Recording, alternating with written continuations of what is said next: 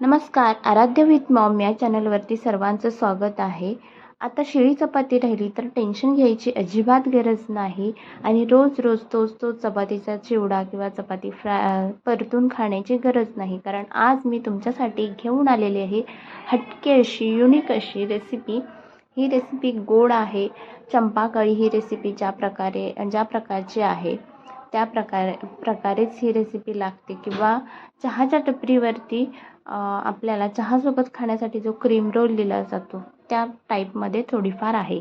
तर वेळ न दवडता आपण थेट रेसिपीकडे जाऊया. इथे मी चपातीचे मध्यम आकाराचे छोटे छोटे तुकडे करून घेतलेले आहेत. हे तुकडे आपल्याला तव्यावरती थोडंसं तेल घालायचं आहे आणि तेल गरम झाल्यानंतर अगदी मंद आचेवरती कडक असे चपातीचे तुकडे होईपर्यंत, कुरकुरीत असे होईपर्यंत आपल्याला हे चपातीचे तुकडे तळून घ्यायचे आहेत.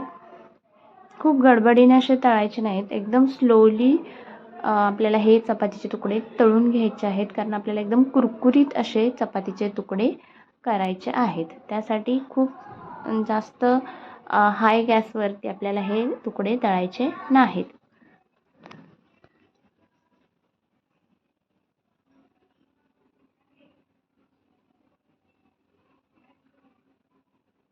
आता इथे मी चपातीचे तुकडे तळून घेत होते, तोपर्यंत आराध्या हे तळलेले तुकडे असेच खात होती. तिला पूर्ण रेसिपी होईपर्यंत दम निघत नव्हता. तिला असेच तळलेले तुकडे खूप जास्त आवडत होते. आता तुकडे पूर्ण तळून घेतलेले आहेत. आता आपल्याला बनवायचा आहे साखरेचा पाक.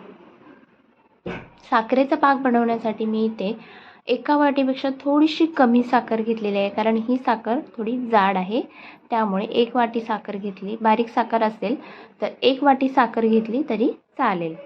आता आपल्याला गॅसवरती एक पातेलं ठेवायचं आहे आणि त्याच्यामध्ये ही साखर घालायची आहे आणि साखर विरघळेल इतपतच आपल्याला याच्यामध्ये पाणी घालायचं आहे. जास्त पाणी घालायचं नाही.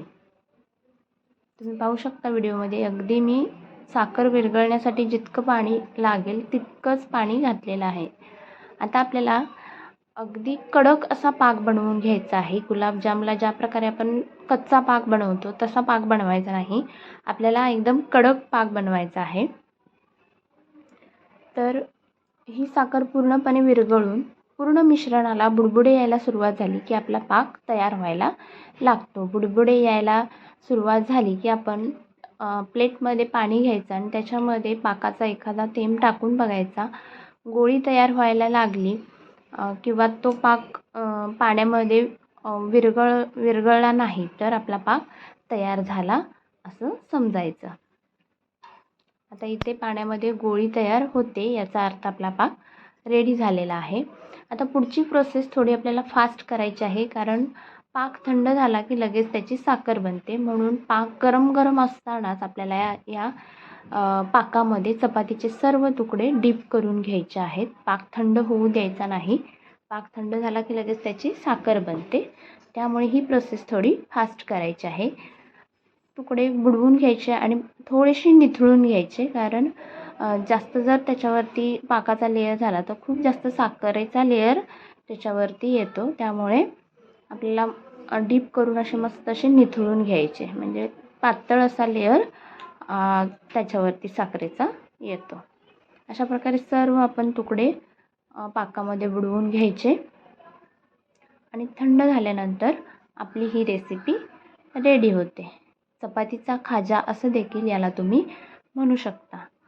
तर रेसिपी आवडली असेल तर लाईक, शेअर, सबस्क्राईब करायला विसरू नका आणि कमेंटमध्ये कुणाकुणाला ही रेसिपी आवडली तेही सांगायला विसरू नका. पुन्हा भेटूया अशाच नवनवीन व्हिडिओसह.